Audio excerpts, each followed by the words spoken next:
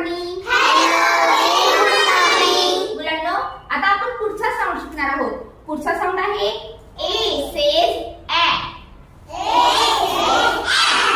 ए चा उच्चार, ए चा साऊंड कसा होतो? ऍ.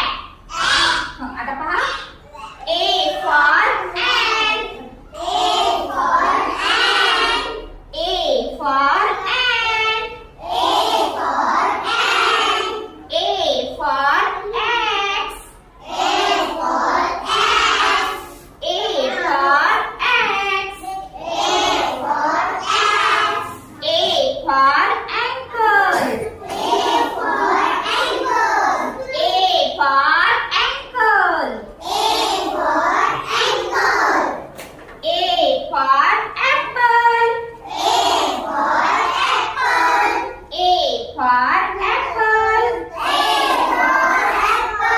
आता मी तुम्हाला दाखवेन, तुम्ही मला व्यवस्थित आठवून सांगायचं. A for ant. A for A for X. A for A for ankle. Ankle. A for apple. इकडे लक्ष द्या. म्हणा and X. X म्हणजे काय रे, कळलं का तुम्हाला? X कुऱ्हाड. X म्हणजे लाकूड कापतो की नाही आपण, त्याला म्हणायचं X. अँकल. अँकल म्हणजे काय रे? पाय नाही. हे पहा, इथे आपण पैंजण घालतो ना, तो भाग जो असतो त्याला म्हणतात अँकल.